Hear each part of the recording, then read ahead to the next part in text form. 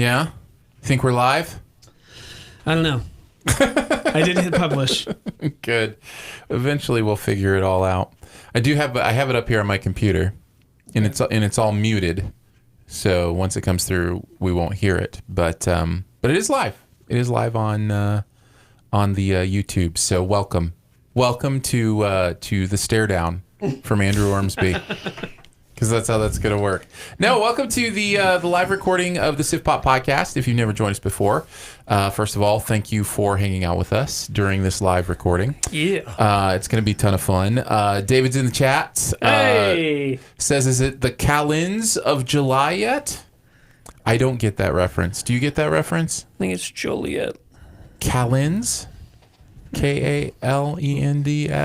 Callan's Joliet. Maybe Just that's the name. bump the video. The camera Come just went on, man. flying. We haven't even started. It's the Ides of March, right? And then the Calends of July. Thank you. I just didn't know anything beyond the Ides of March. I don't know what any of the other ones are. No, it's still June, right? I mean, I have lost track of time plenty of times in my life, but it is still June, right? Yeah, we got 2 days. Okay, good. Phew. Josh says, Aaron and/or Andrew, have you seen The Last Black Man in San Francisco yet? A24 film, my favorite film so far this year. Yeah. No, the one black man that lives in San Francisco. Have you seen him yet? No, No, I've heard of this movie and I've heard good things, but I have not had a chance to check it out yet. So it's an interesting title. Yeah. It's intriguing. We'll give it that. Yeah, that's right. It's catchy. Yeah. That's one of the goals with the title, is to be catchy. Let's see. Amon Review says, I'm finally on time for once. We're so glad. It's good to have you here. Evan says, hey, guys. Hey, Evan. Good to have you here as well, man. I wish I had a lint roller. I just looked at how dirty my shirt is. Do you have too much lint? No, Do you want to take some time? It's sawdust. I've got some hairs out of place. I can work on my hairs. You can work on your lint. Yeah. We'll just all this make it all work. Sawdust. Thank you guys for hanging out with us live. We do really appreciate it. And it's kind of a fun little peek behind the curtains, but we're going to record a audio podcast now. So despite the fact that you might be watching it on YouTube, this will be an audio podcast. Right, Andrew? Right? Maybe. That's what's known as side-eye.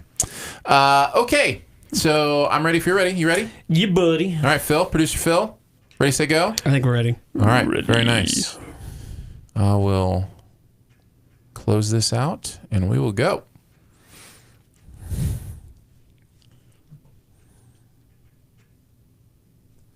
Live from a bunker in the heart of the Ozarks. A podcast that's fine as long as it's a world where Oreos still exist. It's SiftPop. I just realized I probably shouldn't be bobbing my head since I can't really hear the music. You're totally off. I'm totally off beat. This is an audio podcast, Andrew. Nobody can see you bobbing your head anyway. Look at that guy. Look at that guy bobbing his head. This is crazy. Hey, is Oreos the thing that you couldn't live without? It might be. It might be the one thing. We'll find out yours here in a second, but let's continue the intro, shall we? Yeah, okay. Welcome to SiftPop, streaming live most weekends, or available to download later in your podcast feed, unless, of course, you're a patron. Patrons get perks! Patrons get those perks. Woo! I'm your host, Aaron Dicer. He's my talented and treasured co-host, Andrew Ormsby. Ahoy. And each week we'll chat about movies, television, and whatever else from the pop culture universe is on our minds. Yeah, I think if Oreos disappeared, that'd be a bad day for me. I really enjoy those. I enjoy Oreo shakes. I enjoy, Oreo Thins. I enjoy Oreo Mints. Yeah. Like, it's a good cookie. It's a good all-around thing. The grasshoppers just aren't the same. Yeah. What is it for you? Aside from things like puppies and stuff like that. Okay, I didn't quite mention puppies. Yeah. And my family. Yes, I know there are things. Stephen King books. Okay. That would be a really sad thing to lose. Stephen, if you got in a bike accident and the world had never... Could you rewrite all of Stephen King's books? I could probably give a fair, good plot synopsis for The Dark Tower. The plot synopsis, yeah. Like a really detailed version of every book, but he just has a... You just have to option the stories, because you're not going to rewrite the books. I'll get a ghostwriter. Yeah. Well, you just option the stories for movies and TV or whatever. Yeah. You can make a pretty good living on that. Yeah. Be like, I have all this idea for all these amazing interconnected universe stories. Oh, man, how good would it be if we lost the internet?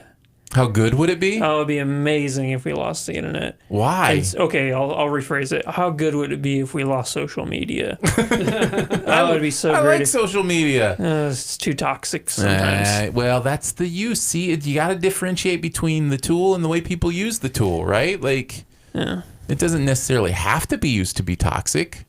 I know a lot of cool people on social media. We aren't toxic to each other. I'm toxic. We have fun. You're toxic. I'm toxic. All right. Britney Spears is I was toxic. just about to say, man, you beat me to it. I was right there. We're going to have a good time on today's show. As you may have guessed by our banter about things that we may miss, we are going to chat about yesterday, the movie, today. Yeah. So this is yesterday's SiftPop. Yes. Today. Yeah. It's a nice little Abbott and Costello routine. What's crazy is people can listen to this tomorrow. No one who's listening to this it's tomorrow. It's always today. You're always listening to this today. Yeah. When are you hearing this? Today. Tomorrow. No, it's not possible. Tomorrowland. Yeah, there's the Abbott and Costello routine. Yeah. Yesterday in Tomorrowland. Yeah. In the Today Show. All right, so we're going to have a great time doing that. We've got all the fun, usual SiftPop stuff. We're going to be doing our buried treasure at the end, which will be fun to see what we've been checking out. We've got a Sift quest on who we would get to direct possible Disney live-action remakes, so that should be a lot of fun. And then instead of a Best Ever Challenge today, we're going to do our first half of the year awards. So we're going to pick our favorite movies and performances from the first half of 2019. Spoiler alert, rough year. One of the worst years in film so far. Yeah. I am glad other people are saying it, because I would feel like I've lost my mind with how bad this year has been. Yeah. It is the direct opposite of how I felt last year. Where it's like, this is one of the best years ever. Starting from number 3 on my list, that probably would have ranked like 40th or something like that from last year. Yeah. Yeah. No, it's crazy. I was looking through for my first half awards, and I'm like, I don't want to award any of this junk. Yeah, that's exactly how I felt. I'm like, oh, I guess I got to give that an award. I guess I have to pick a third one. Yeah. Yeah, it was rough. It definitely was rough. So we'll get into a little bit of that. Of course, we're going to review the movie Yesterday as well. But we like to kick it off with some Do We Care? Every single week, I scour the internet to find out what is going on in the entertainment world. I picked some topics for us to discuss, and we must decide, do we care or not? Number 1, Taika Waititi will be bringing us Flash Gordon movie. So, Flash. Yeah.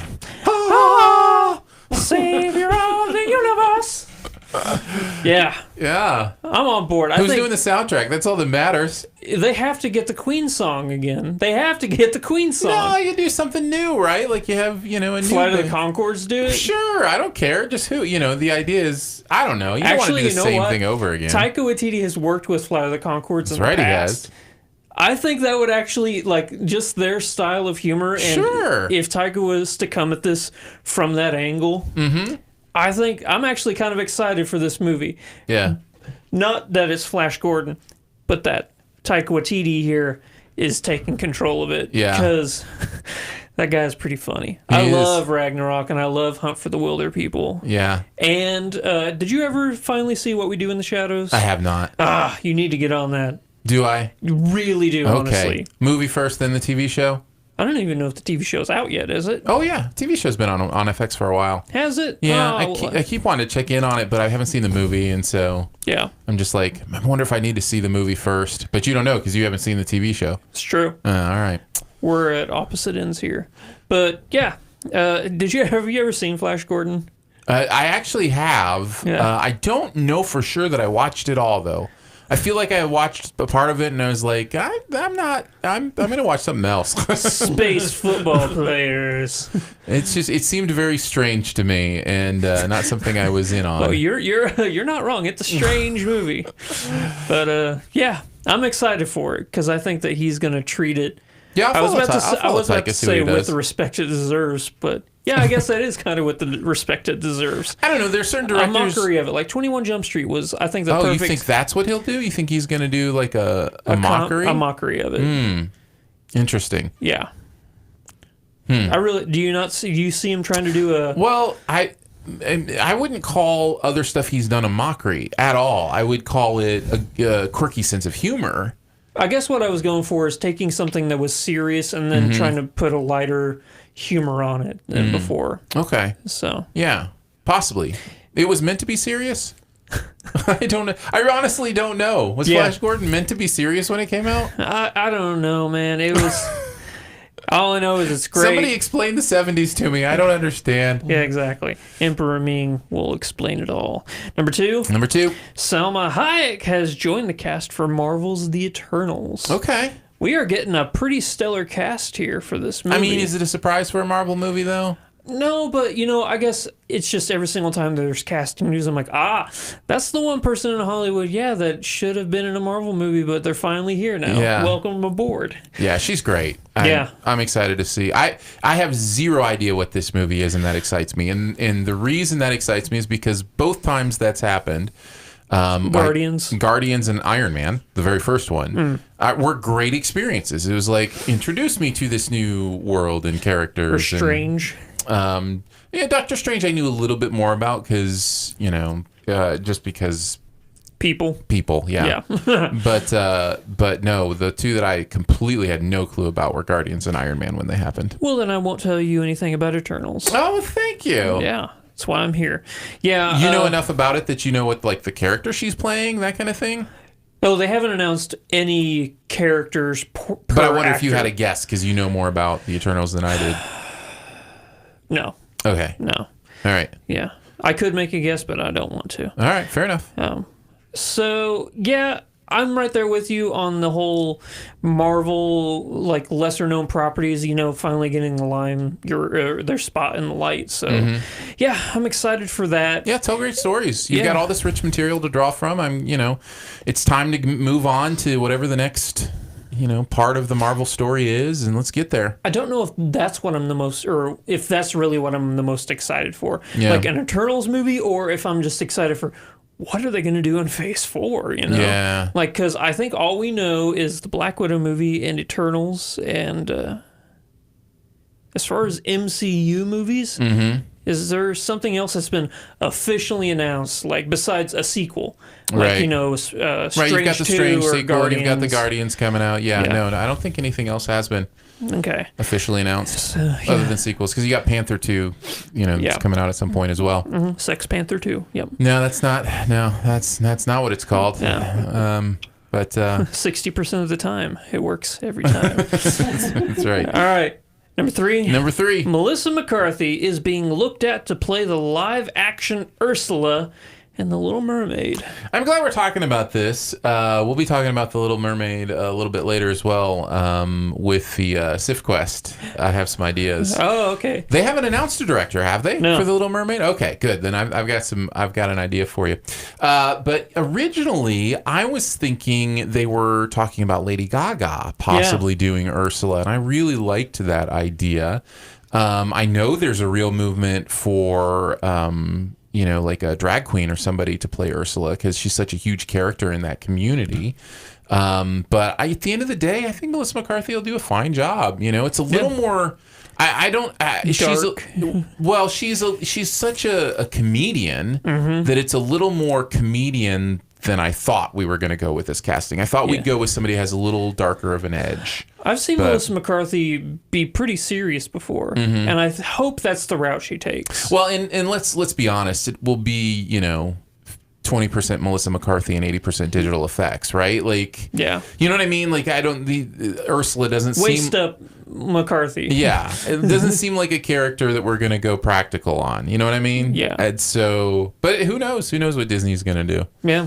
It'll be interesting. Like I said when we reviewed Aladdin, I'm back on board, man. I just keep making them. Like I'm the one guy in the movie loving community that's like, I love these Disney remakes. Keep bringing them on. Everybody else is tired, and I'm just like, overall, they've been great. Dumbo is the only huge miss for me, Other than that, they've all been really good. They've been great because we've seen the movies before. That's fine with me. I had a good time, so... I do have something to say, but obviously I'm going to save it for our SIFT Quest. All right, let's do it then. Let's save it for them. But you know what? That is going to wrap it up for Do We Care? Very nice. I am ready to talk about this movie. I have so much to say about this movie. Ooh, interesting. Let's talk about Yesterday.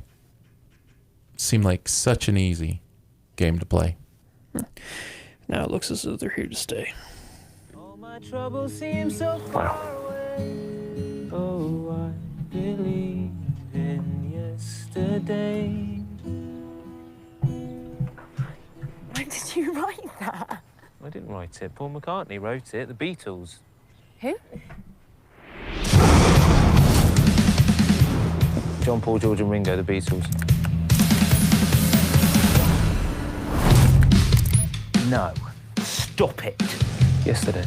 It's one of the greatest songs ever written. Well, it's not Coldplay. It's not Fix You. Jack Malik is a struggling singer-songwriter in an English seaside town whose dreams of fame are rapidly fading, despite the fierce devotion and support of his childhood best friend, Ellie. After a freak bus accident during a mysterious global blackout, Jack wakes up to discover that the Beatles have never existed. That's where you do that. Thank you. I was waiting for it. Performing songs by the greatest band in history to a world that has never heard them, Jack becomes an overnight sensation with a little help from his agent. Not friends. I was going to go with friends there. Still a little Beatles, but no, his agent. Let's talk about yesterday. Did you like it, love it, dislike it, hate it, or it was just okay? I liked it. Yeah, you liked it. I did not. I can see why you don't like it. I can see why a lot of people would have problems with this movie. This is an interesting one for me. I'm going to say this. I'm going to go on the high side of it was okay. Okay. Almost into liked it, which is very strange because I have a lot of problems with this. I mean, Same. a lot of problems with this movie. Big problems that are very difficult for me to overcome with this movie. But there's something about it that it's a fine movie. It's like it's one of those movies where I can watch it and go, okay, I would have done so much of this differently. I would have prioritized so many different things than they did. Yeah. And I think that's a better movie here. But I can see somebody enjoying it for what it is. It's pleasant enough. You know, I don't know, it's a peanut butter and jelly sandwich. You know, sometimes that's exactly what you want. Yeah. But sometimes you want a steak. So. I don't see this as being rewatchable. Yeah, I mean that is where the PB&J analogy does fail because you want to rewatchable. You can very much rewatch a peanut butter and jelly sandwich. Yeah. No, I don't. Here's what's again interesting: the reasons I don't like it make it not rewatchable. The reasons it's okay maybe make it rewatchable. If those are the reasons you love the movie, it is kind of a movie you would go back to. If, you know, and let's just get into it. If you like the chemistry between these two, which I do, I think it's fine. If you want a rom-com, this is a rom-com. Good soundtrack. Killer soundtrack. Yeah. Then, I can see you wanting to go back and revisit that because you like these people and you want to be in their world and, you know, kind of experience them. But what's interesting to me, by the way, this is Danny Boyle, right? Yeah. Like, that kind of blows my mind because if you had shown me this movie, I would have never pegged this as a Danny Boyle movie. There are some elements in it that if you know it's Danny Boyle, you can see like, Sure. That's a Danny Boyle like stamp right there. But. Sure. No, absolutely. But yeah, beyond the just the simple likability of the characters, Lily James is just adorable. I have such a huge crush on Lily James right now. Like everything I've seen her in, I don't know, there's just something about her spirit that's just so interesting and fun and joyful and she plays this character in an interesting way, I think. Mm-hmm. But here's the other thing, and again, we're gonna come away. I promise you're gonna come away from this feeling like I hate this movie because I'm gonna say a lot of negative things. Yeah. And I want to reemphasize, it's fine for what it is. But even the romance part of it doesn't work for me in the end. No, it doesn't. And that's tough because that's the movie it wants to be, right? Yeah. That at the end of the day, if there's any of these things this movie could have been, that is the one thing it definitely is trying to be is a rom-com, is definitely trying to be a romance where you're invested in this couple. And the way that finishes off, just, man, poof, it just doesn't work for me. So, you know, that's kind of the short of it for me. You say some things, Andrew. You tell me some good stuff. The concept, the actual premise for this movie is fascinating and it's unique. Yes. I like that. I always applaud whenever a movie can be, not another run-of-the-mill, kind of movie. Right. I'd never seen anything like this before. And once you think of it, you're like, oh, yeah, why hasn't this been done before? Yeah, we've seen like the It's a Wonderful Life idea where you explore what if You've seen I've it. never existed, or Yeah. yes, I'm sorry. Sorry to revisit that hole in your film watching experience. But It's a Wonderful Life idea is what if I never existed? What if Yeah. I weren't in this world, right? But the idea of just a piece of pop culture not being in the world for some reason, if it's been explored, it certainly hasn't been explored in a way that I, am aware of or remember. And so, yeah, that's definitely, it is a fascinating concept, which again leads to some frustrating things, but Yeah. continue. But I was saying that the whole romance of this thing, it didn't work for me. Whereas you said, like, you thought the chemistry between these two... Yes. I think... And they're likable. They're both likable. They're likable, Yeah. but I just don't see them together, if that makes sense. Like, I don't... Character motivations for why... I don't want to say too much. Hopefully this won't be too much. Character motivations for why she continuously pursues this for him for so long. Mm-hmm. I'll just say character choices in this movie aren't really that fleshed out, really. And yeah, but I can see myself wanting them to be together in a different movie that's done a little bit differently, especially with a different climax. I can see wanting these two to get together. There is something interesting about, and it's not the first time it's been done, but certainly usually it's the guy pining for the girl.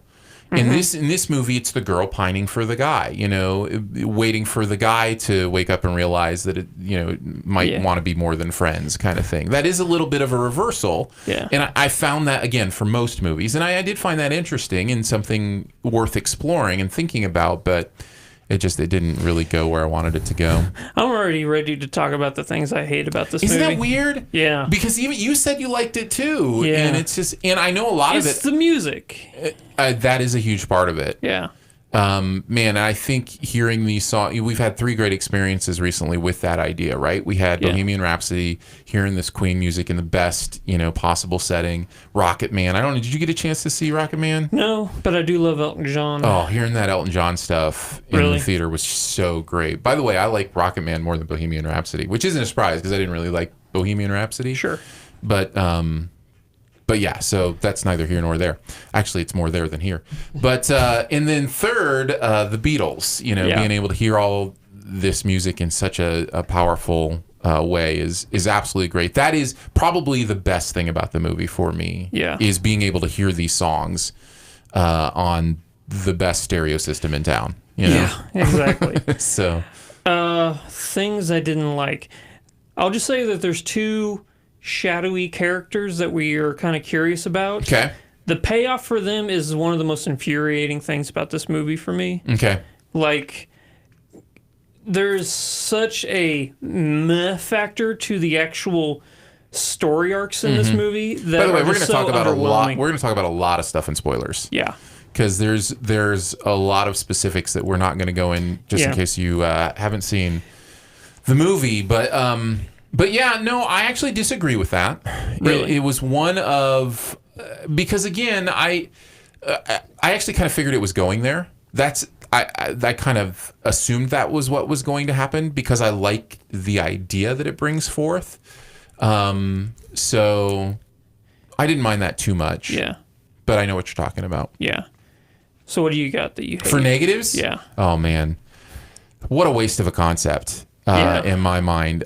This movie barely scratches the surface on the ideas you could explore in what's going on here. And it scratches the surface in such a frustrating way because it wants to just throw information at you without ever considering what that information means. Yeah. So A Google search is not a delivery. You need ramifications for certain things. Yes. There's information given to you in this movie that even beyond the Beatles that is world changing. Yeah. And you have to address, if you're going to say that, for my brain, again, this is just There's one me talking. actually, there's two in particular.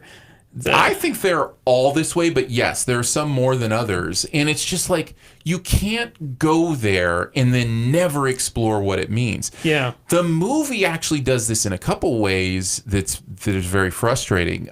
It doesn't explore any of the resolutions of these things that were talked about. No, yeah, there's no resolution for anything. And it also doesn't explore the resolution of the actual story of the movie. Yeah, I was just about to say the movie itself doesn't have a resolution. There's nothing there. Again, if they're going for the rom-com, maybe there's a resolution there because that's obviously what they want to focus on.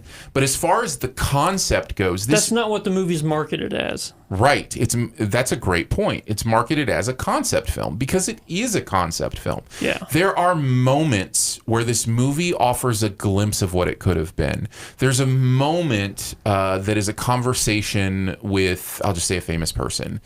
And that offers a glimpse at an idea of what this movie could have explored if it really wanted to. And there are just those glimpses are so frustrating because you're like, yeah, now tell me more. Now go a little further. Now, because you know what's going to happen if you go a little further?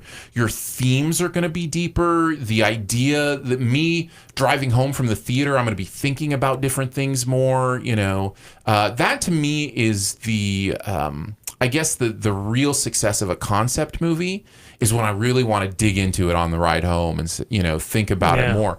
And what's crazy is you would think by giving less answers, you would want to dig into it more. But if you don't give me enough answers to even have a foundation of what's going on, what do I have to dig into? Yeah. I don't have anything to dig into in this world. So yeah, it's just very frustratingly blank when it comes to the consequences and what it wants to deal with. And I think that can be a very frustrating thing. And then as I mentioned, the other huge negative for me is it bungles the romance at the end. There is zero authenticity, in my opinion, to how their relationship culminates at the end. It just does not. It doesn't feel right in any way to me. It's just weird. I can't wait to talk about it in spoilers because it's one of the weirdest things I've ever seen in a rom-com. I'll just say there's a third wheel that has like the most awkward, I don't like how that played out at all. Third wheel is weird. The actual big moment is weird. You know how every rom-com has that big moment? Mm-hmm. The big moment is just like, that's the big moment in this movie? Yeah. Because it's a weird big moment that tries not only to bring our rom-com to a culmination of this romance, but also say some things about the concept of the movie, and it doesn't do either well, Yeah. So it's just there's so many frustrating things in this movie. Do we like the agent? Did you think she was fun? Kate McKinnon, yeah. No. No? I hate that character. I'll tell you why I hate that character. I can't believe that I'm saying I hate a Kate McKinnon character because I love her so much. Because every single character in this movie is played off as a genuine person, but she is the only caricature of a type of person. Sure. Does that make sense? Yeah, I think I can see that. So she doesn't fit into this world that they're trying to make, where every other person seems pretty genuine, like they're not, crazy and bombastic, but she is, and it just doesn't feel right. It didn't feel totally out of place to me, but I can see what you're saying. It did for me. Right, and I can see how somebody might feel that way. I think overall what it's sounding like is I enjoyed the charm and humor of this world a little bit more than you. I think there are some funny moments here. I think that's why I'm able to come away going, I maybe could kind of see how people would like this. Because there's enough smiles throughout this, little lines here, little thing there. I'm going to give a line because when I watch the preview afterwards, I know it's in the preview, but things like, it's not Coldplay's Fix You. Like that kind of stuff. That's a smile, right? That's funny. That's, interesting. The things we were talking about, actually, the world-changing ramifications of it all, some of those I was like, oh, yeah. But it's when you leave and you start thinking about it that you're like, oh, wait a minute. Yeah, that doesn't hold up. Yeah, a lot of stuff doesn't hold up. There's also here's the other thing that's really frustrating about just scratching the surface, and I think I've talked about themes a little bit. You could do such beautiful stuff with the idea of what makes great art, right? And is it because it happens exactly when it's supposed to happen? This movie, again, scratches the surface at the idea that what if somebody came up with the Beatles songs today, but they wouldn't work today because it's a different world, that kind of idea. And again, it's not willing to actually really go there, but it kind of hints at it in a couple of key moments in a way that I'm like, yes, follow that route. Go, let's talk about that more. Let's go down that more. And it never does. Yeah. Ed Sheeran, you want to talk a little bit about I Eddie Sheeran? I don't know the guy enough to I don't know a single Ed Sheeran song. No, I take that back. He had that one song in The Hobbit, right? I don't know what song you're talking. I'm not necessarily into Ed Sheeran as well. Yeah. But doesn't he do was it The Shape of You? Isn't that his big hit? I don't know. I don't listen to music, remember? Yeah, no, I know. Yeah, so. Yeah, we're not necessarily the people to talk to about it. Exactly. But as an actor, what did you think? I mean, it was serviceable. Fair enough. I mean, he's playing himself, so yeah. I just assume that's who he is. So yeah. Good job, Ed. I think what became evident to me is that he definitely is willing to take shots at himself, which I think is nice, Yeah, are they playing him off? Obviously I don't listen to his music. Right. But is he supposed to be if the Beatles were never a band, he would be considered the iconic... That's what the movie says for sure. Yeah. I mean, he's a great song. I think he is considered one of the greatest songwriters that's living right now. So yes, I think there is that idea, but the movie definitely is saying that, that he would be, kind of the modern representation of that artistic, kind of genre. Well, maybe I should listen to some of his music then. Possibly. Yeah. I was just going through Danny Boyle's directorial filmography. Sure. This is probably the last one. This is probably his worst movie. Oh, you mean the one you like the least? Yeah. I mean, it wouldn't surprise me. I haven't seen T2's Trainspotting. I wasn't really a big Trainspotting guy. Nah, me either. I actually haven't been a huge Danny Boyle guy. I don't even think Slumdog Millionaire is really all that great. I love Slumdog Millionaire. It's fine. And I love The Beach, 28 Days Later. I do like The Beach. Yeah. What else? You said 127 Hours, Steve Jobs. I know yeah. you like Steve Jobs. I do love Steve Jobs. What is up with you, Danny? Yeah. Come on, Danny. What was it? Not Solar or Solaris? Oh, Solaris. Yeah. Never mind. I do like a lot of Danny Boyle stuff. Man, he's and this is great, but he does a lot of different kinds of stuff. Yeah, so. he really does. Very nice. Anything else you wanted to say about this? There's so much I want to talk about in spoilers. That's it. I think that's it. You just got to wait until spoilers to talk about it. Yeah, I think that's right. No post-credit scene. Are you sure? Did you stick around? Yeah. Okay, fair enough. Well, I stuck halfway around, then I just looked it up on my phone. I'm like, okay, yeah. I confirmed it via 2 sources. I stuck around just because I wanted to keep hearing the music. Oh, yeah, because that's the thing. Nobody in my theater was waiting around to, see if there was a post-credit scene. Yeah. Everybody was just listening around, just... Mm-hmm. Yeah. Yeah. And you're like, I can't leave yet. I love this song. Yeah, that's good stuff. Yeah. Well, there you go. There are thoughts on yesterday. A very strange kind of half recommend, even though I really didn't like it. I don't mean recommend in the sense of you got to go see this. I just mean you might like this. You might have a good time with it. I don't know. It's one of those strange movies where I can see people having a pleasant enough experience watching it, and I have become aware in my own watching a bunch of movies that my taste continues to get more specific, and I think that's normal. And I have always wanted to fight that as a movie critic because I've seen it happen to other movie critics where their taste gets so specific. They see so many movies that it has to be something really special to have a good time, and I don't want that to happen to me. But I do think there's a lot frustrating here. Well, we're coming off of a year that was inundated with magnificent movies. Yeah. So I don't know if it's, the fact that we see so many movies in general, or the fact that, we've just had such a high bar set because of last year, especially. Man, I don't know. Yeah. It's not been a good year. No, it has hasn't. not been a good year. Speaking of that, Awful transition, but yeah. you ready to move into the halfway awards? It is I can't even believe it's halfway. It's the end of June, man. 6 months down, 6 months to go. Yeah. I was just telling somebody recently, man, award season better nail it. Because I need some good movies. Ad Astra, I'm not gonna be able to, better bring it. I'm not going to be able to fill out my 41. No. Like, I'm going to be putting C minuses in my top 41 of the year. Like, Yeah. it's ridiculous right now. Before, however, we get into the halfway awards, I do want to mention we're going to be doing a giveaway. We have 3 sets of Jordan Peele's Get Out and Jordan Peele's Us on Blu-ray. Cool. So Blu-ray, DVD, digital code that we are going to be giving away. And it's very, very simple. Anybody who sends in a Sift quest in the month of July will be entered, and then we'll give them away at the end of the month of July. So That's cool. So anybody who has their Sift quest used on the show over the next month, we will. Wait, does that we'll get into include the me? Because entry. we used mine last week. No. No, it does not. Oh, poop. So just hit us up, feedback at SiftPop.com. SiftPow.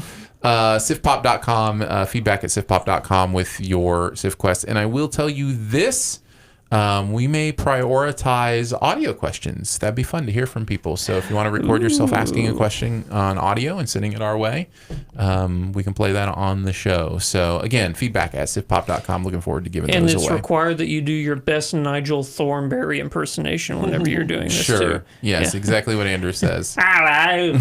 It's time today. Safe quest. All right. It's a great Nigel Thornberry. Well, thank you. It's very nice. All right, let's get into it. Our halfway awards. Let's start with performances and then do movies. Cool. That's how we like to usually do it. Yeah. I found 6 performances in the first half of the year that I wanted to highlight, and I think we're going to pick our top 3, right? Yeah. So I think we'll just start at 3 and go to 1, and then maybe I'll mention the others. Cool. If we want to do it that way. Why don't you kick us off? What's your number 3 performance of the year so far? Chris Hemsworth, Endgame.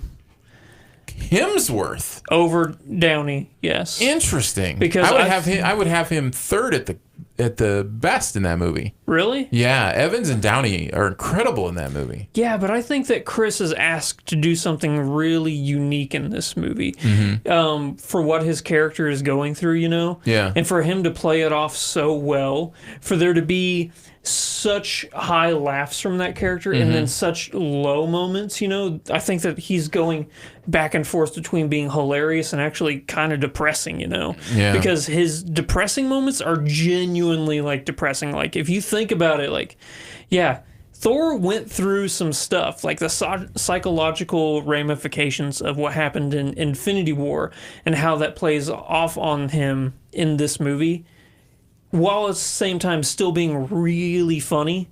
I found very impressive. Okay. Very nice. Yeah. Good choice. My number 3 is Taron Egerton from Rocket Man. Oh, cool. This is, and I know you haven't seen it, this is a great performance. And he's singing all the songs, which I really respect. Well, he's sang a bunch of Elton John songs in other movies. I was going to say, it's not the first time he's sung Elton John songs. Exactly. But he really gives it his all. The movie itself suffers from a few things, but is just an interesting movie overall, and I really do dig that performance. You felt the love tonight? I did, actually. Were you still standing after the movie? Mm-hmm. Yeah. I'm done. No, you can go on as long. I love it. Keep going, man. No. Number 2, Number 2. Zachary Levi, Shazam. Nice. I have him as well. Real at number 2? Not at number 2, but he was one of the 6 I wanted to talk about. Okay. He is perfect. Yeah, Perfect that's exactly what it casting. is. It's the perfect casting thing. Yep. Yeah. Like, he gets this character so much. I was kind of nervous, you know, going into this because I love Shazam. He's one of my favorite DC characters. Mm-hmm. And the fact that they understood what this character was all about. That it's a kid turned into a superhero. Yep. And then when you watch it, you look at Zachary Levi, he's shredded, he has an awesome suit, but you can still tell that's a kid. Yeah. It's amazing. He does such a good job. That's so good. I'm funny. glad you had him in the top 3. I was going to mention him if you didn't. Yeah. But yeah, Zach Levi is so great as Shazam. It's a great choice. Yep. What you got? My number 2 is Robert Downey Jr. from Endgame. Good. Yeah. I enjoy what he does. I think he's phenomenal in this movie. He's asked to do a lot. Not going to spoil things, but he's asked to do a lot. Yeah. And it is a great performance. So it was my favorite performance in the movie. And I don't think begrudge anybody who great. doesn't think Hemsworth. I get it. I get why people are saying Evans and Downey are like their number 1 picks. Yeah. But I Yep. think it's the fact that I'd seen Downey do that in other movies, and I'd seen Evans do that. But I think Chris Hemsworth was the most jarring, and the fact that he pulled it off is why I had him. But no, Downey kills it in that movie. He's Great. so good. Yep, I agree. I think we had the same number 1. I don't think we do. Oh, really? I'm almost positive we don't. Okay. Lupita Nyong'o and It's Us. a great choice. It was in my honorable mentions. Really? Yeah. Okay. Man, she's so good. Yeah. I was let down by the movie, but man, she's so good. Yeah. She's doing 2 different performances. She's Yeah. so good. One of the best actresses working today. Yeah, Easily. no, I think it's a great choice. Definitely has to be mentioned. I think you're probably right. My issues with the movie probably keep me from connecting to the performance a little bit. Yeah. But she is doing some incredible work there. So I have no problem with her being at number 1. Yeah. None at all.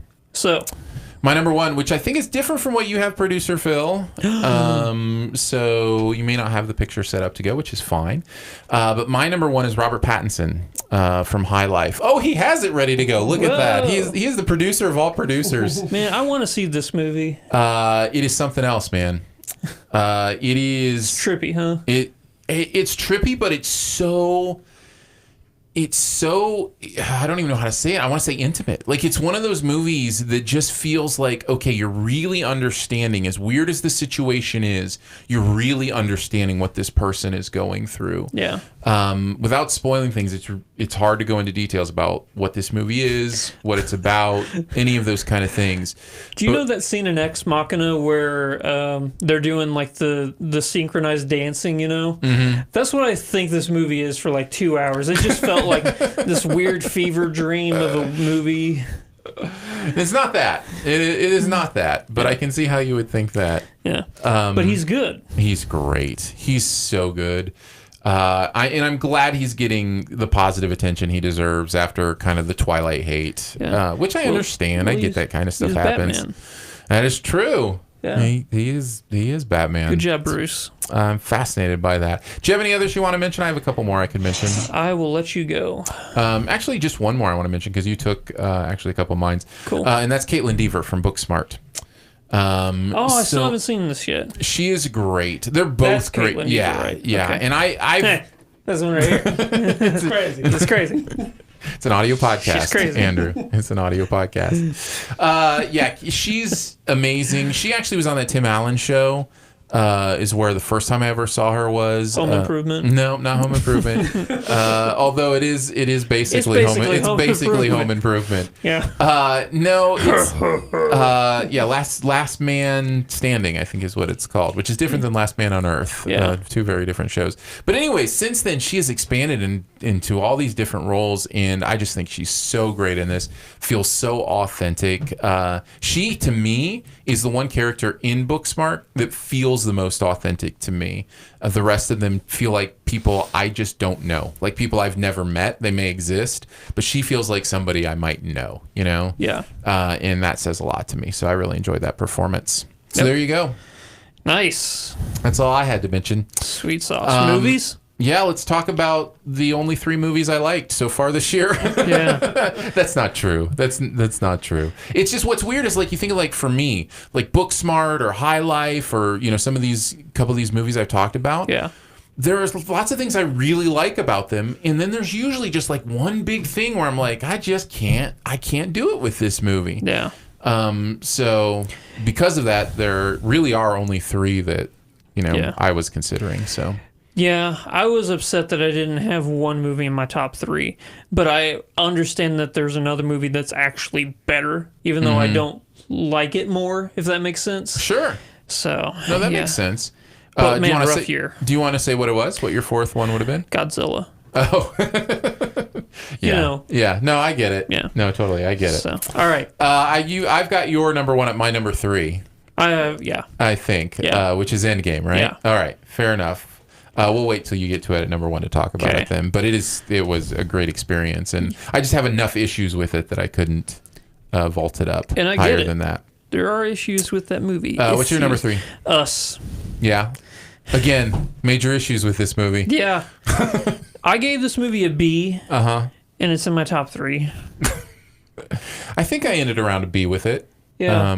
So It was that ending, man. Yeah. That ending ruined everything. It was such a good I think movie. it's more than the ending, but we've talked about this. I think the whole movie sets up so much. It wants to say, hey, look at this cool, interesting thing we've created, but none of it makes sense. Yeah. It's a visual masterpiece, It's visually stunning, and the performances are great. metaphorically beautiful, Actual script. actual story nonsense. Yeah.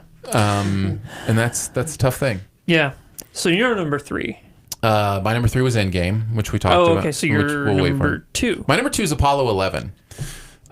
This is phenomenal filmmaking. Oh, the documentary, yeah. Yes. I have never seen a documentary like this where I was so engaged in the process of making the documentary. Every few seconds in this thing, I'm like, how did they do this? Like, how the man hours that it must have taken to match up, because they took, hundreds, thousands of hours of actual audio recordings from the control room and then matched it up with hundreds of thousands of hours of video from the control room, and so you're kind They of were just out of sync. that were out of sync before, and so they're finding where they go and that kind of stuff. Wow. There are the most incredible thing about this movie, and why I recommend as high a quality situation as you can watch it, because the film that they discovered that was shot about us going to the moon for the first time, I shouldn't say discovered, they knew it was there, but that they finally brought out of the archives or whatever, is pristine.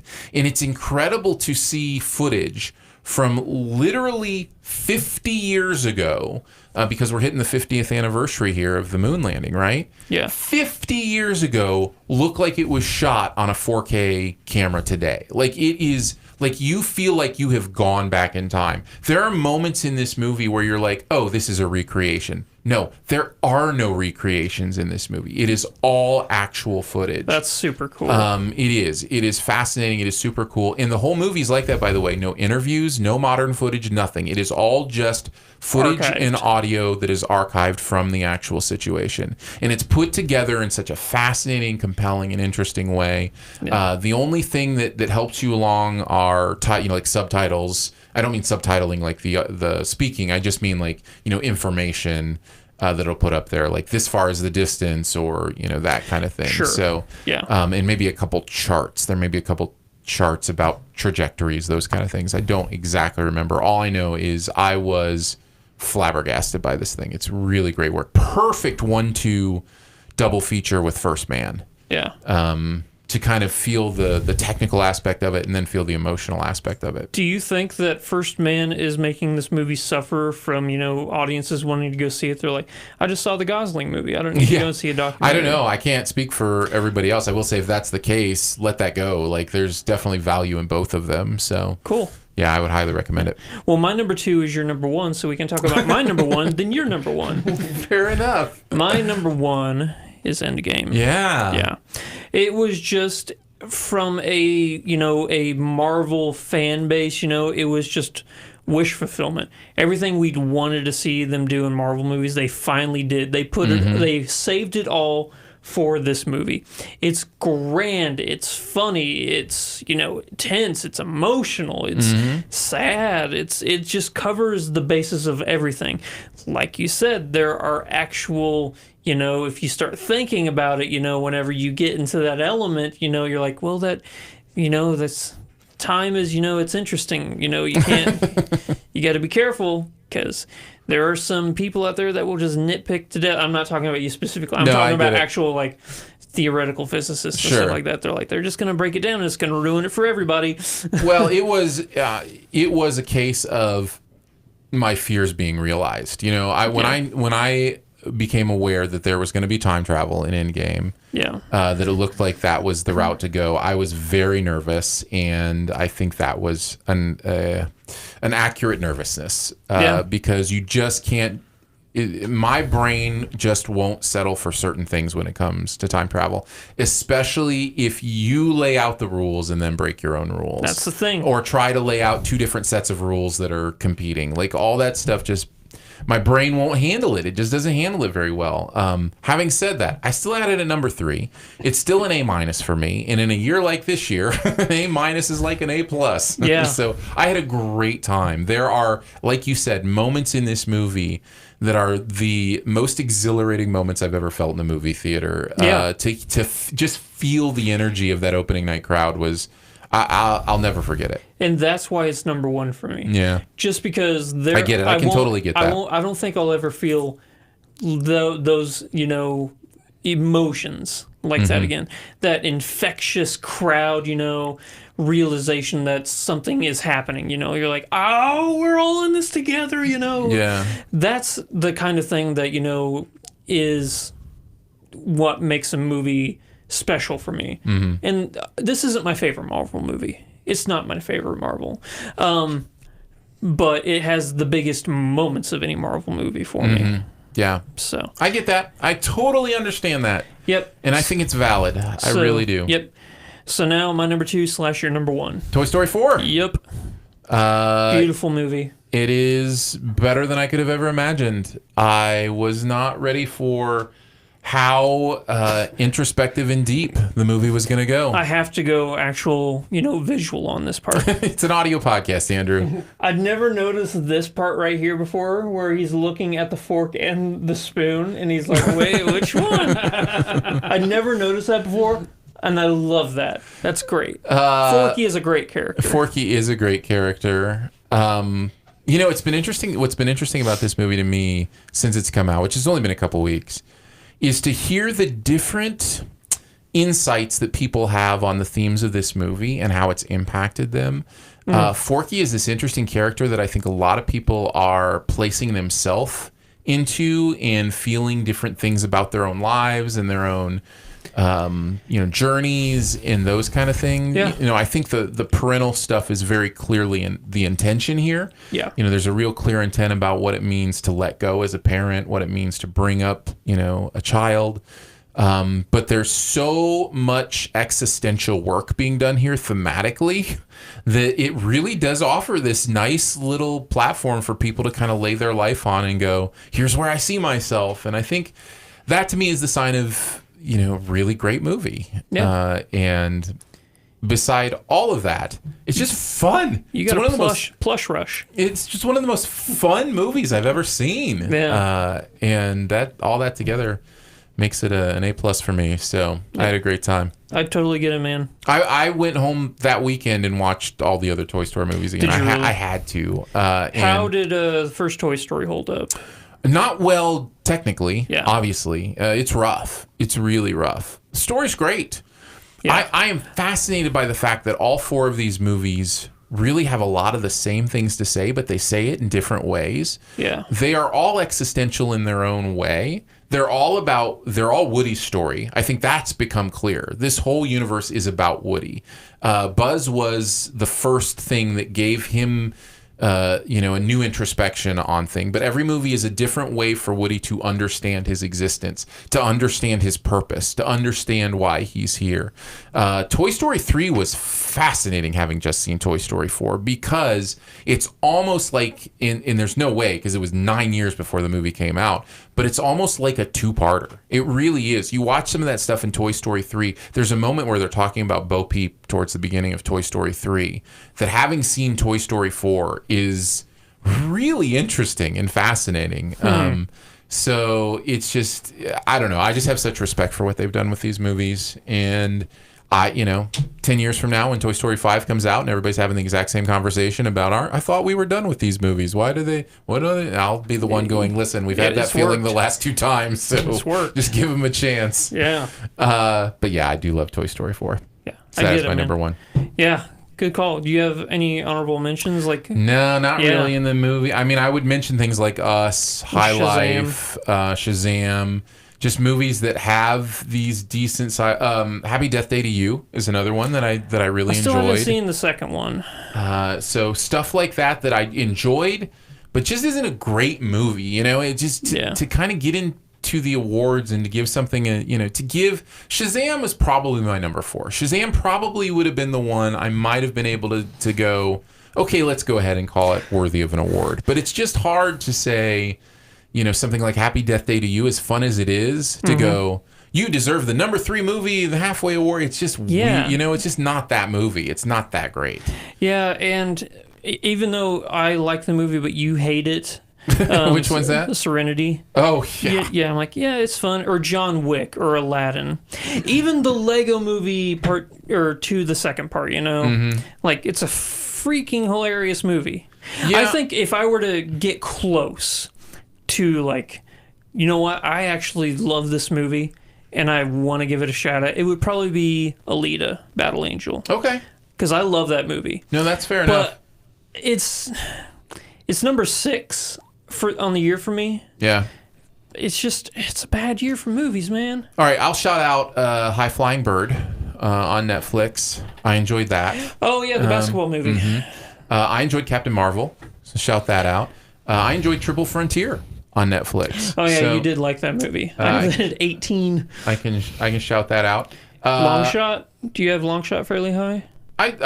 Not fairly high, but enough that The Kid Who Would Be King isn't bad. Really? Yeah, it's not bad. I would put it on the same level of Happy Death Day to You or those kind of things. Yeah. Fire, the Fire Festival documentary. Oh, yeah. That's not awful. You gotta love watching a train wreck for 2 hours. Documentary called Too Funny to Fail. I enjoyed that. That's on Hulu. That was about the Dana Carvey show and is really funny and really interesting. Yeah. So there's stuff like that where I can go, okay, Aladdin as well. I had a good time at that, but it's just not that level where I want to go, you know what the number 3 movie of 2019 is? Yeah. It's a weird year. Yeah. And I had high hopes for movies like Extremely Wicked, Shockingly Evil and Vile. I was like, oh, wow, that's going to be interesting. I mean, Zac Efron's good in it, but I don't know. I have a lot of movies right in that B range that are just it's okay. It's okay. That's okay. There's a lot to like about it. There's also a lot not to like. I had Escape Room in that B range. There's a lot to like about Escape Room. Instant Family is in that for me. The Perfection even. Did you ever get around to seeing The Perfection? No. The Perfection is a really interesting, fascinating movie, but it's just kind of, it's okay. I can see what people like it. There are 3 movies I had such high hopes for that just totally missed the ball.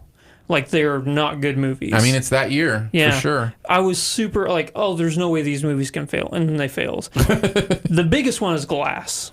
Yeah, Glass which I like more than you, but yeah. Yeah. Brightburn failed really hard. I was that's a rough one. So stoked for that. And even Detective Pikachu, I was like, it's such a missed opportunity. That movie could have been so good. Yeah, it just feels like that's the whole year, right? Yeah, the whole year is full of these movies that it's I get it. Oh, you love your How to Train Your Dragons. Where does the number 3rd one land for you? It's in that kind of same range, maybe just a tad above that. But I mean, it's just I really enjoyed that movie. But you know why I love How to Train Your Dragon 3?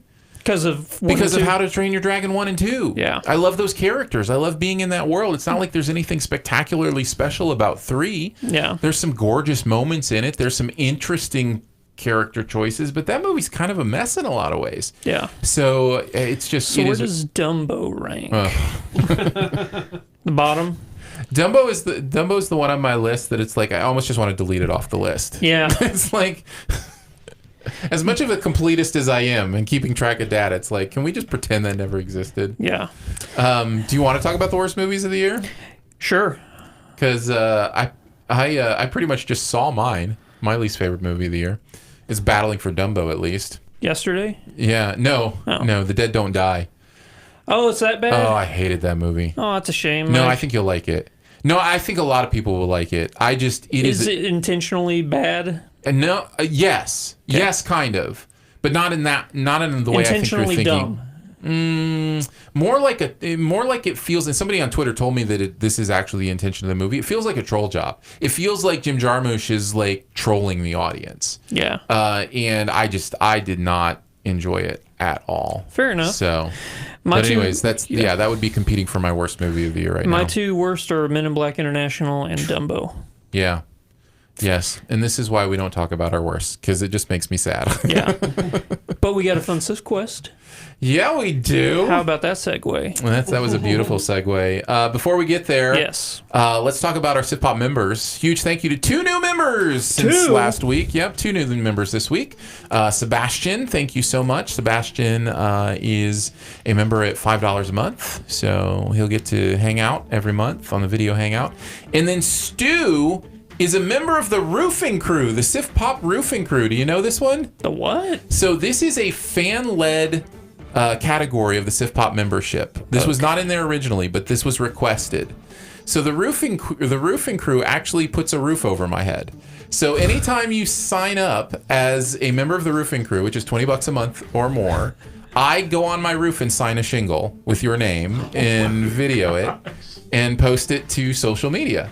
And give you a shout out. So yeah. So I'm gonna be signing a shingle for Stu on my roof because he's literally putting a roof over my head. So, that was all a fan led thing. They were like, because I think I said something about it on one of the hangouts, and they're like, oh, that totally needs to be a level. Don't fall, Aaron. Don't fall. So thank you, Stu. What would I do with my Saturdays? I don't know. You'd figure out something. Not that I miss you or anything like that. No, just what would I do with my Saturdays? Yeah, you just be begrudging me extra time. Yeah. Thank you to all the SiftPop members, and thank you to new members Stu and Sebastian for joining up. If you want to be a member of SiftPop, you can find out all the details on the roofing crew and all the other levels at patreon.com/SiftPop. It is really humbling that people actually give money for us to keep doing this. So thank you so much. We do appreciate it. Again, that's patreon.com/SiftPop if you want to be a SiftPop member. All right, this Sift Quest comes from Aaron, not me, a different Aaron, via email. Says this: the problem I have with these Disney quote-unquote live-action remakes is that it generally does not bring anything new to the table. With that in mind, what are your best ideas for creative teams to make them more compelling? He gives a quick list of suggestions, which I will run through. Quentin Tarantino for The Brave Little Toaster. Edgar Wright for The Great Mouse Detective. I like that one. Let's see. Taika Waititi, who we talked about, doing The Aristocats. Fascinating. Christopher Nolan doing Hercules, whatever that movie is going to be. And Damien Chazelle doing The Hunchback of Notre Dame. Those are good choices, Aaron. Appreciate those. So let's chat about it a little bit. Now, I will say this. Notre Dame is the college. Oh, is that a Notre Dame? Yeah. I will say, yeah, that is true. I will say this. Hunchback of the Fighting Irish. Disney is already kind of trying to do this, right? Yeah. Like, that was the whole Tim Burton doing Dumbo thing, is to take a unique director and assign it to a property. Yeah. Of all the things about Dumbo, you wouldn't necessarily say it's just like the first one. It is different. Very racist. It is different. Like, he's making different choices. The plot is probably the most different of any of the ones that they've done.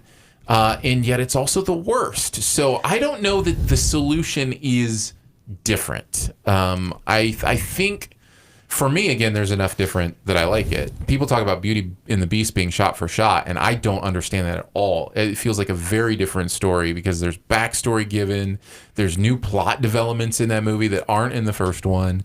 But again, that's just me. I know I'm alone in that. Everybody else feels like it's exactly the same. Yeah. So how would you do this? So I think that there are examples. I actually think Aladdin is the best of the live action remakes because it adds so much to the story with, Jasmine's whole story arc and actually being a character instead of just, pretty much a statue for something or a jewel or a prize for Aladdin to win in the end. You know, she's given something here. Okay. Yeah, you know, Will Smith is good as a genie. He's not going to live up to Robin Williams. Nobody can. could. Yep. Yeah, nobody could. But I think that they did, you know, a pretty good job with Aladdin. I was surprised with how good. Another thing that I really am excited about with the prospects for all these live action remakes is to fix cultural irregularities. Yeah. A lot of things were, you know, changed with Aladdin, you know, 'cause, Sure. you know, and I hear there's going to be a lot of things changed with Mulan, you know. So going back and, you know, changing mistakes of just westernizing everything Right. for a market sense, you know, as opposed to actually showing respect for a culture. Right. So I'm excited about that. Now getting into directors for Sure, let's do specific things, unless you have something you want to add to like that. No, general- let's talk about the directors we chose for the properties.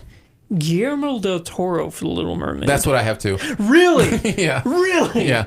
Oh, I just think that's perfect. I don't know if it's because of The Shape of Water, but man, I just think that he would be perfect for that. He just had such a It's a practical effects. It's a movie that just really yearns for practical I effects. totally agree.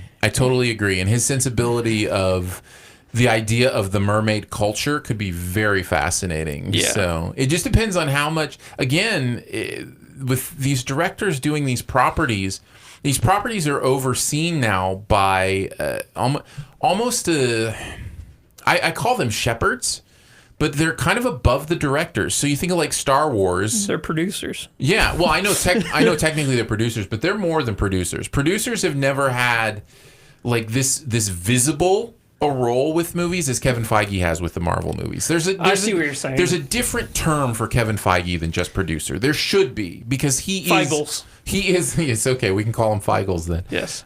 So you've got, you know, the different Feigles for these different properties, and it's, you know, Disney is going to be overseeing this. So it'll be interesting to see how much directors are, you know, how much leeway they're given. I feel like Tim Burton was given a lot of leeway, and I don't think that worked out. So it'll be fascinating to kind of see. But yeah, I think Del Toro would be great for Little Mermaid. Yeah. Man, I forgot who I was going to pick here. Do you want me to do another one? Yeah, because I got to find it now. I want to see Greta Gerwig do The Emperor's New Groove. Yes, please. Right? Yeah. It feels good to me. Yeah. I just think she would have that perfect sense of humor sensibility. I just look at something like Lady Bird and kind of what she brought to the authenticity and sense of humor of that character, and it feels so much like that character, that central character. So it'll be fascinating. Yeah. I was going to say Taika Waititi for Rescuers. Wait, that is Disney, isn't it? Yes. Okay, yeah. No, that's a good choice. Yeah. I was thinking of... Is that a geographical choice? Like Rescuers Down Under? Well, yeah, he did do... Or there is the Rescuers Down Under. Uh-huh. I just think that, you know, him doing... Oh, I take it back. Wes Anderson for Rescuers. Okay. Yeah. Very nice. Make a stop-motion version of the Rescuers. You ready for the perfect movie that I never want to see? Yeah. David Lynch's Fantasia. Oh, man. No, Terrence Malick's Fantasia. Oh, I want to see that even less. Yeah. David Fincher. What are you thinking?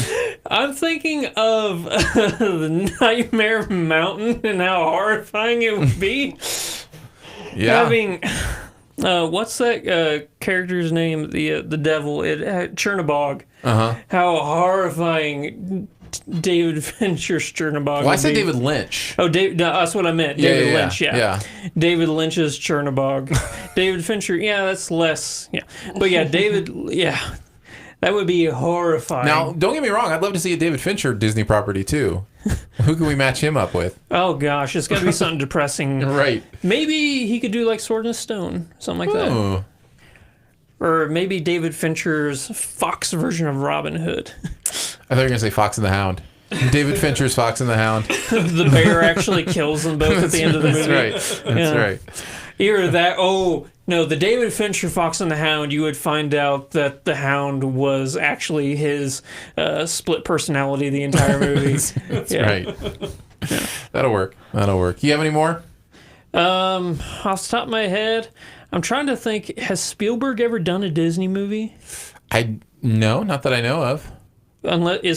We're talking just cartoons. Yeah. I would be interested. I mean, as close as he is, I mean, he founded DreamWorks, so like, Yeah. I doubt that that's It's true. something he'd be on board for. Maybe seeing Steven Spielberg do something like, I want to say Snow White, but they've already done Snow White and the Huntsman. Yeah. So Yeah, Snow White's already been done. yeah, so, and I'm not gonna lie, I actually like the Snow White and the Huntsman. Do you? But what's the second one? I don't even know, man. The second one is horrible. Yeah, those didn't click with me. The first one I liked, just because Charlize Theron's so good. But what do you got? You probably have some more. No, that was it. Okay. I just had the Greta The Gerwig. big one for me was Guillermo del Toro and Little Mermaid. Yeah. It just makes sense, right? Yeah, just it really announce does. It's just the perfect match. Just announce it now and we'll be done with it. Yeah. All right, let's move on to our buried treasure for the week. What's the one thing in any area of pop culture that you want to make sure that people know about? I'm going to go with the show on the History Channel. Ooh. It's called Forged in Fire. All right, tell me about it. So it's a show about blacksmiths. Okay. And it's a competition show where every single week they bring in a new set of blacksmiths and they are given parameters to build a specific weapon from history. Okay. Whether it be like a Zweihander or a Viking axe or something like that. And it's just showing, this almost forgotten, skill that so is... You can tell that there's love and blood and passion put into it, and seeing these guys just try so hard to honor, the ancestors and the steel workers and blacksmiths that came before them, and you see just how smart these guys are. Their knowledge of how metal works. Mm-hmm. It's fascinating. I love this show. Yeah. Yeah. I think it reminds me a lot of going to Silver Dollar City and the blacksmith there, yeah. And watching the blacksmith or the glass blower or these different ancient arts of creating things. It's fascinating. There's a YouTube channel called Man at Arms Reforged where they remake weapons from video games and stuff like that. Mm-hmm. This is and anime and stuff like that, but it's this is more like it's got to be historically sound.